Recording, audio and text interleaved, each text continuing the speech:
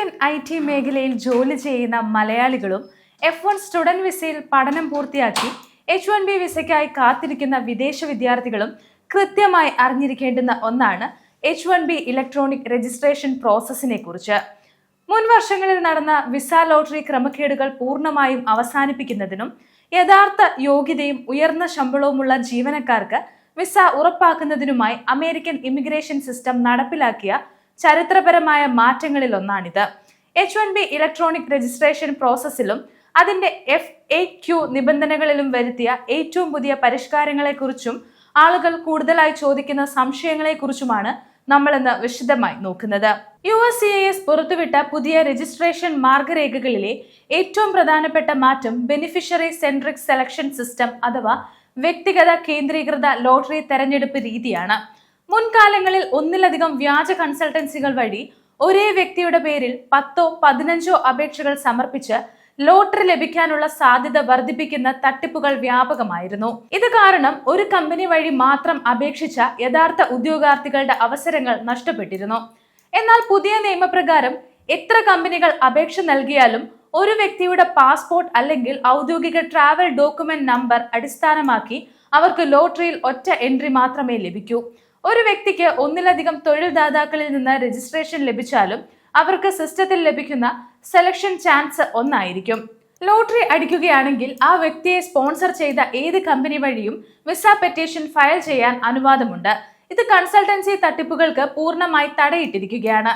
രണ്ടാമത്തെ നിർണായകമായ പരിഷ്കാരം OEWS ശമ്പള നിരക്ക് അടിസ്ഥാനമാക്കിയുള്ള വെയ്റ്റഡ് ലോട്ടറി സംവിധാനമാണ്. അതായത് OEWS വേജ് വെയ്റ്റഡ് സെലക്ഷൻ രീതി. അമേരിക്കൻ പ്രൊഫഷണലുകളുടെ വേതനം സംരക്ഷിക്കുന്നതിനായി ഉയർന്ന സ്കില്ലും ശമ്പളവുമുള്ള തൊഴിലാളികൾക്ക് ലോട്ടറിയിൽ കൂടുതൽ മുൻഗണന ലഭിക്കുന്ന രീതിയാണിത്. OEWS ലെവൽ 4 വേതനം നൽകുന്ന അപേക്ഷകർക്ക് പൂളിൽ 4 എൻട്രികളും ലെവൽ 3 വേതനം ഉള്ളവർക്ക് 3 എൻട്രികളും ലെവൽ 2 ഉള്ളവർക്ക് 2 എൻട്രികളും ലഭിക്കും. ഏറ്റവും കുറഞ്ഞ ലെവൽ 1 എൻട്രി ലെവൽ ശമ്പളം നൽകുന്ന ആപ്ലിക്കേഷനുകൾക്ക് 1 എൻട്രി മാത്രമേ ലഭിക്കുകയുള്ളൂ. അതായത് അമേരിക്കൻ IT കമ്പനികളിൽ ഉയർന്ന തസ്തികകളിലേക്കും ഉയർന്ന ശമ്പളത്തിലേക്കും നിയമിക്കപ്പെടുന്ന വിദഗ്ധ പ്രൊഫഷണലുകൾക്ക് H1B വിസ ലഭിക്കാനുള്ള സാധ്യത ഗണ്യമായി വർദ്ധിച്ചിരിക്കുന്നു. ഇതിനോടൊപ്പം തന്നെ ഓരോ രജിസ്ട്രേഷനുമുള്ള നോൺ റീഫണ്ടബിൾ ഫീസ് $215 പുതുക്കിയിട്ടുണ്ട്. മുൻപുണ്ടായിരുന്ന വളരെ ചെറിയ തുകയിൽ നിന്നും ഉയർന്ന വർധനവാണ് വരുത്തിയത്. വ്യാജ അപേക്ഷകൾ കൂട്ടത്തോടെ സമർപ്പിക്കുന്നത് തടയാൻ വേണ്ടിയാണ് ഈ ക്രമീകരണം കൊണ്ടുവന്നിരിക്കുന്നത്. രജിസ്ട്രേഷൻ സമയത്ത് അപേക്ഷകന്റെ നിലവിലുള്ളതും പ്രാബല്യത്തിലുള്ളതുമായ പാസ്പോർട്ട് വിവരങ്ങൾ നിർബന്ധമായും നൽകണം. ഇന്ത്യയിലുള്ള അപേക്ഷകരാണെങ്കിൽ അമേരിക്കയിലേക്ക് കടക്കാൻ ഉപയോഗിക്കുന്ന അതേ പാസ്പോർട്ട് നമ്പർ വേണം രജിസ്ട്രേഷനിൽ ഉൾപ്പെടുത്താൻ. പാസ്പോർട്ട് നമ്പറുകളിൽ വ്യത്യാസമുണ്ടായാൽ 2 അപേക്ഷകളും ഡ്യൂപ്ലിക്കേറ്റ് ആയി കണക്കാക്കി അപേക്ഷ തള്ളിക്കളയാനോ പിന്നീട് അനുവദിച്ച വിസ റദ്ദാക്കാനോ USCISന് പൂർണ്ണ അധികാരമുണ്ട്. കൂടാതെ ഒരേ തൊഴിൽദാതാവ് ഒരു സാമ്പത്തിക വർഷത്തിൽ ഒരു ജീവനക്കാരനു വേണ്ടി ഒന്നിലധികം രജിസ്ട്രേഷനുകൾ സമർപ്പിച്ചാൽ ആ കമ്പനി നൽകിയ എല്ലാ അപേക്ഷകളും പൂർണ്ണമായി അസാധുവാക്കും എന്ന് USCIS വ്യക്തമാക്കുന്നു. ഒരു കമ്പനിക്ക് തൊഴിൽപരമായ യഥാർത്ഥ അവകാശമുണ്ടെങ്കിൽ മാത്രം അപേക്ഷ സമർപ്പിക്കാം.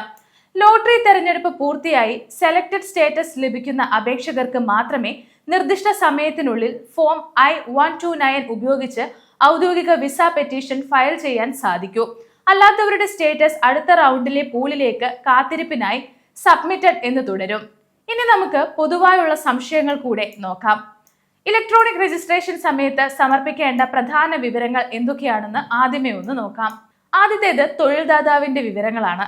ഇതിൽ കമ്പനിയുടെ പേര്, മേൽവിലാസം, EIN നമ്പർ എന്നിവ സമർപ്പിക്കണം.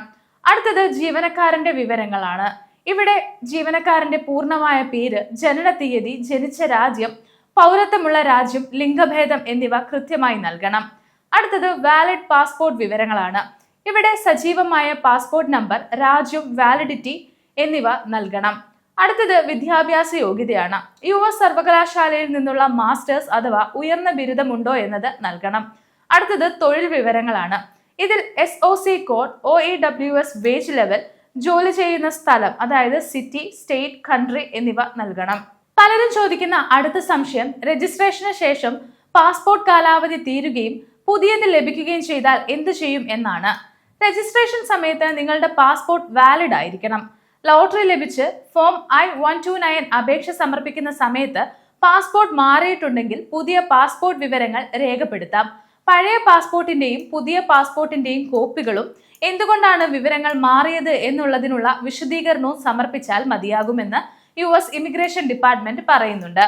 പലരും ചോദിക്കുന്ന അടുത്ത സംശയം US മാസ്റ്റേഴ്സ് ക്യാപ്പിൽ രജിസ്റ്റർ ചെയ്തു, എന്നാൽ അപേക്ഷ നൽകുന്ന സമയത്ത് ബിരുദം ലഭിച്ചില്ലെങ്കിൽ എന്ത് സംഭവിക്കുമെന്നാണ്. മാസ്റ്റേഴ്സ് ക്യാപ്പിൽ സെലക്ട് ചെയ്യപ്പെടുന്ന വ്യക്തി അപേക്ഷ ഫയൽ ചെയ്യുന്ന സമയത്ത് തന്നെ ആ യോഗ്യത നേടിക്കഴിഞ്ഞിരിക്കണം. അപേക്ഷ ഫയൽ ചെയ്യുമ്പോൾ മാസ്റ്റേഴ്സ് ബിരുദം പൂർത്തിയായിട്ടില്ലെങ്കിൽ USCIS നിങ്ങളുടെ H-1B അപേക്ഷ തള്ളിക്കളയും. അടുത്ത സംശയം, രജിസ്ട്രേഷന് ശേഷം കമ്പനിയുടെ മേൽവിലാസം മാറിയാൽ അപേക്ഷ നിരസിക്കപ്പെടുമോ എന്നാണ്. എന്നാൽ ഇല്ല എന്നാണ് US ഇമിഗ്രേഷൻ ഡിപ്പാർട്ട്മെന്റ് പറയുന്നത്. എന്നാൽ ഫോം I-129 അപേക്ഷ സമർപ്പിക്കുമ്പോൾ മേൽവിലാസം മാറിയതിനുള്ള കാരണവും അതിനുള്ള തെളിവുകളും ഒപ്പം വെക്കേണ്ടതുണ്ട്.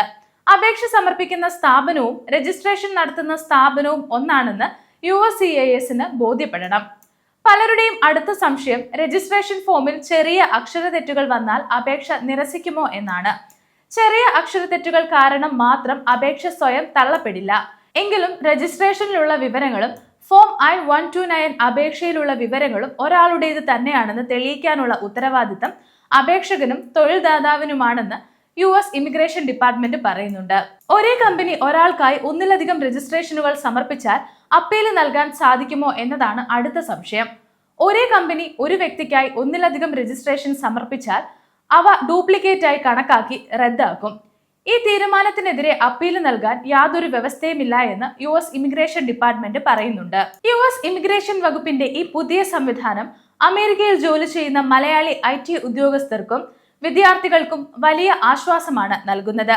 നിലവിൽ F1 STEM OPTയിൽ കഴിയുന്ന ഉദ്യോഗാർത്ഥികൾ തങ്ങളുടെ ജോലി ചെയ്യുന്ന കമ്പനി നൽകുന്ന ശമ്പളത്തിന്റെ OEWS ലെവൽ കൃത്യമായി പരിശോധിച്ച് അറ്റോർണിമാരുമായി ഉറപ്പുവരുത്തേണ്ടതുണ്ട്.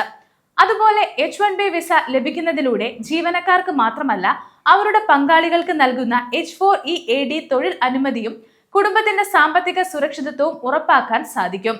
നിയമവിരുദ്ധമായി H-1B പ്രോസസ്സിംഗ് വാഗ്ദാനം ചെയ്യുന്ന ഏജൻസികളിൽ നിന്ന് പൂർണ്ണമായും വിട്ടുനിൽക്കുക. ഔദ്യോഗിക USCIS നിർദ്ദേശങ്ങൾ മാത്രം പാലിക്കുക. വിസ അപേക്ഷകളിൽ തെറ്റായ വിവരങ്ങൾ നൽകാതിരിക്കുകയും ചെയ്യുക.